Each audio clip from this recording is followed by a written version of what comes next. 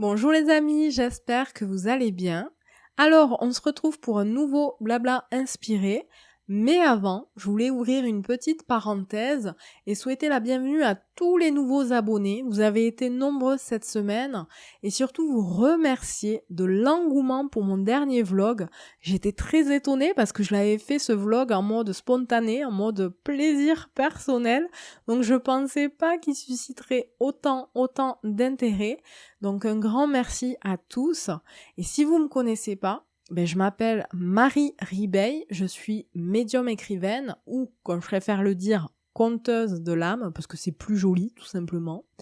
Et sur cette chaîne, en plus des vlogs que je publierai une fois par mois, alors pas plus, je vous préviens parce que j'ai pas non plus une vie très palpitante, vous trouverez des guidances, des vidéos comme celle-ci d'ailleurs, où je partage des enseignements de sagesse, de spiritualité, ou des réflexions personnelles tirées de mon propre vécu, de mes propres expériences, mais aussi des méditations guidées, des contes de sagesse, alors que je canalise auprès de mes guides parce que c'est ma spécialité. Donc n'hésitez pas à visiter mon site pour en découvrir un petit peu plus sur mon univers et sur ce que je propose. Je vous mets le lien juste en dessous en barre de description sous cette vidéo et évidemment n'hésitez pas à faire les petits curieux et c'est avec beaucoup de gratitude que je referme cette petite parenthèse. Sur ce, aujourd'hui les amis, on va parler d'un thème qui me travaille énormément depuis quelques mois, mais sur lequel j'ai bien avancé quand même ces derniers temps, c'est-à-dire cesser d'être loyal avec les gens qui nous font du mal. Tout un programme. Et ça, les amis, c'est l'une de mes grandes, mais alors de mes très grandes faiblesses, comme quoi personne n'est parfait. C'est-à-dire que j'ai beau avoir un sacré caractère, et c'est peu de le dire, il n'empêche que lorsqu'on me fait du mal, j'ai très souvent tendance à trouver des excuses à l'autre, à me remettre en question et à culpabiliser, jusqu'à me persuader que même si c'est l'autre personne qui a un comportement abusif ou un comportement négligent, voire lâche, etc., le problème, c'est et ça restera toujours moi. Et quand j'en arrive en fait à cette, on va dire à cette triste constatation, parce que c'en est une, je vous dis pas l'auto-dénigrement qui arrive derrière une vraie catastrophe. Mais à mon avis, je pense que je suis pas la seule, je pense que ça résonnera pour certains d'entre vous. Heureusement quand même, les amis, j'ai appris, il m'a fallu du temps bien sûr, mais j'ai appris à me respecter et les quelques fois où ça m'est arrivé, j'ai su mettre un terme à la relation, qui était d'ailleurs souvent dans le cadre amical, même si la plupart du temps c'était de façon bien trop tardive, c'est-à-dire que ça pouvait durer mais des années comme ça, parce que non seulement je diminuais le mauvais comportement de l'autre, c'est-à-dire que je faisais en fait un gros déni dessus, mais en plus de ça, je pardonnais souvent et j'accordais des secondes chances à la personne, ce qui peut être louable, oui, mais le truc c'est que, et c'est très prévisible, c'est qu'au final, ça recommence derrière, et à chaque fois, ça a recommencé derrière. Malgré tout, je suis toujours parvenue à écarter les personnes toxiques de ma vie, du moment qu'elles gravitaient en fait dans ma sphère, sans faire partie de ma famille, c'est-à-dire sans qu'il y ait un lien du sang. Par contre, et c'est là le drame, le grand drame, quand il s'agit de ma famille, là c'est une toute autre histoire. C'est-à-dire que il y a comme une espèce de loyauté indicible, vous savez, qui rentre en jeu. Et là, je me mets direct en mode paillasson, parce que c'est vraiment ça. C'est-à-dire on peut me faire en fait toutes les crasses qui existent. J'encaisse, j'en souffre, et je me ronge le cerveau dans une résignation, mais alors totale, vraiment totale.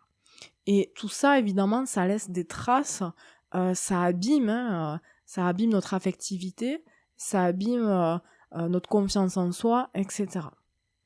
Et c'est d'ailleurs l'une des raisons, pour pas dire la raison cette année, qui m'a amené à prendre la décision d'aller consulter une psychothérapeute, de me faire suivre, parce que depuis quelques mois, je souffrais du comportement de membres de ma famille qui me ghostent, mais alors qui me ghostent complètement en fait depuis très très longtemps. Mais c'est devenu, on va dire, plus tangible, plus concret, ou alors c'est moi qui, avec tout le travail que j'ai fait sur moi, le conscientise de plus en plus.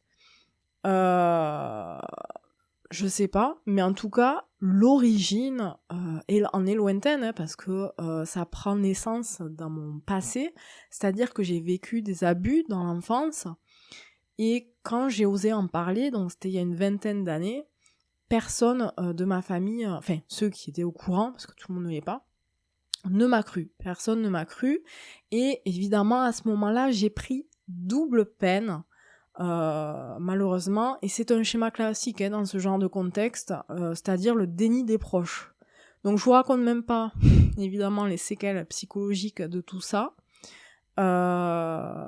Malgré tout, en 20 ans, j'ai pardonné, et j'ai pu, ça a été un long chemin, évidemment, je vous résume en quelques mots, mais j'ai pu reconstruire en fait une relation plus saine avec certains d'entre eux. Mais, avec un ou deux, malheureusement, j'ai juste été écartée de leur vie, et c'est tout en fait. J'ai juste été écartée de leur vie. Mais, et c'est ça qui est cruel en fait, c'est que j'ai été écartée, mais pas de façon directe. C'est ça qui est pas facile, c'est le fait que ce soit juste en me ghostant sans explication, sans franchise, sans communication, sans qu'il y ait de mots posés dessus. Ok ? Donc ça m'a mis dans une position en fait de flou, où je ne savais plus quoi penser de la relation, et je continuais à courir après ces personnes, à me faire du mal, parce que je comprenais pas qu'elles me tournaient le dos en fait, ou je voulais pas comprendre, parce que c'était pas clair. Et c'est cet été, après 20 ans à subir ça, à subir en fait cette humiliation, parce que pour moi, c'en est une. Vous savez, quand vous espérez quelque chose de l'autre, que vous pensez être vous-même le problème, ou que vous tentez un lien qui en fait est inexistant, et qu'en plus aucun mot n'est posé sur tout ça, qu'il n'y a pas de franchise de la part de l'autre personne, c'est très humiliant de réaliser tout ça. Et c'est donc cet été que j'ai conscientisé tout ça. Et que sont ressortis d'ailleurs beaucoup de traumas liés à tout ça, liés au passé.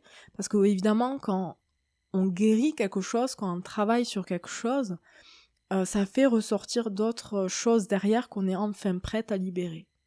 Et c'est pour ça évidemment que j'ai décidé de me faire accompagner.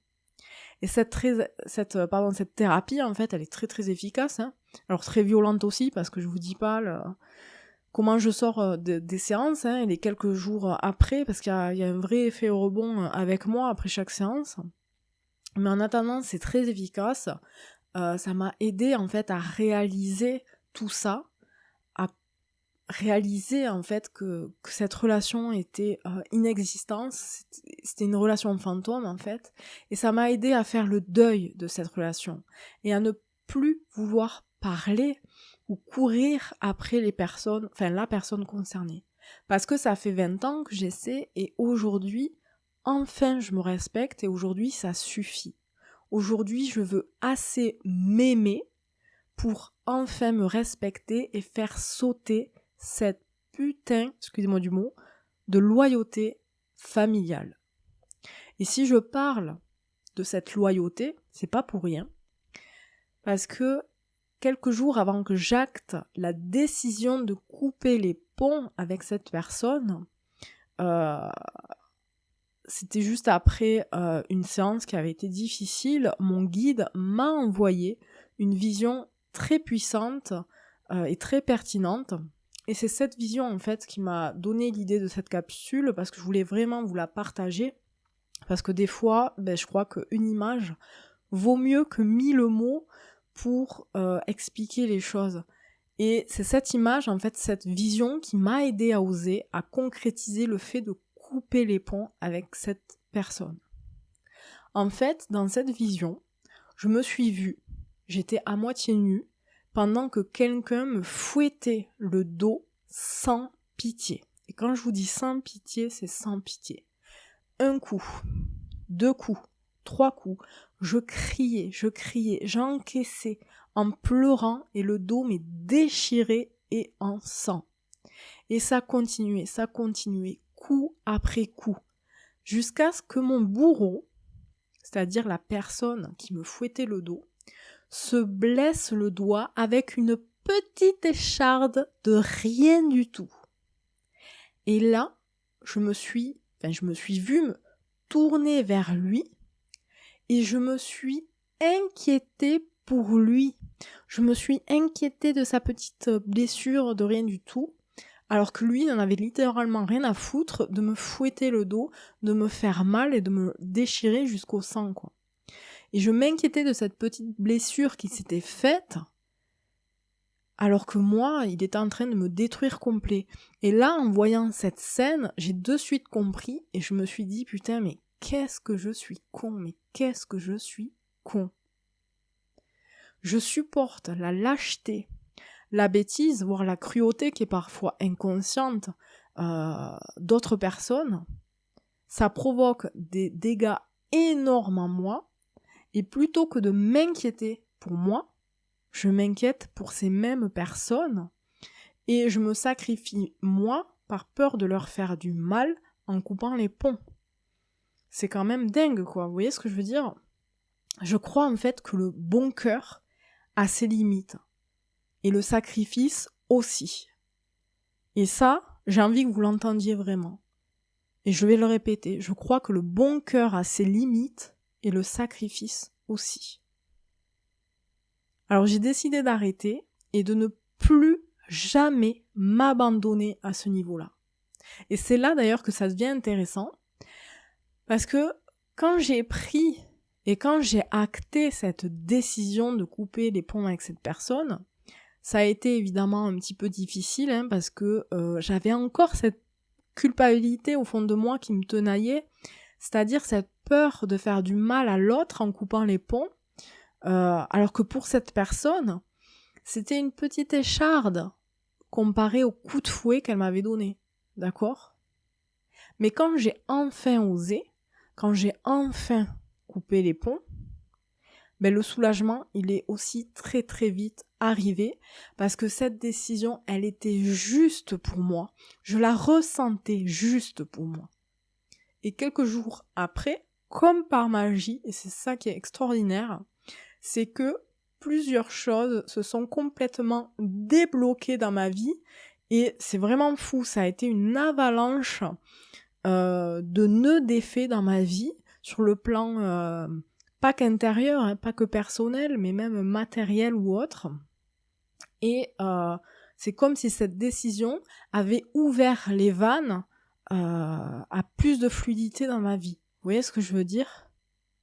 Et c'est là aussi où je voulais en venir à travers ce partage, c'est que lorsqu'on a peur de s'aimer, lorsqu'on s'empêche de se respecter soi, lorsqu'on préfère se sacrifier au profit de personnes qui nous maltraitent, qui ne nous méritent pas, alors ça se reflète en fait sur tous les plans dans notre vie, et on ne peut pas réellement avancer dans notre vie personnelle justement, parce qu'on arrive très vite à un plafond de verre si on ne traite pas tous ces dossiers-là.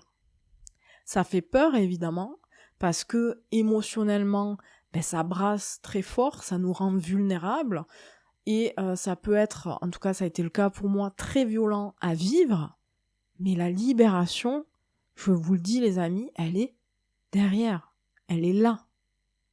Et c'est se faire un cadeau que de se libérer de personnes qui vous maltraitent. Alors parfois les choses peuvent s'arranger, ça m'est arrivé aussi, avec du temps, avec de la patience, avec de la communication et surtout avec de l'intelligence des deux côtés, de reconstruire des liens plus sains et plus solides. Mais parfois, malheureusement, ça marche pas. Là, j'ai essayé, ça fait 20 ans que j'essaye et ça n'a pas marché. J'ai eu mal parce que je l'ai vécu quelque part comme un échec, Mais une relation, ça se vit à deux. S'il y en a un des deux qui veut pas, ben c'est mort en fait.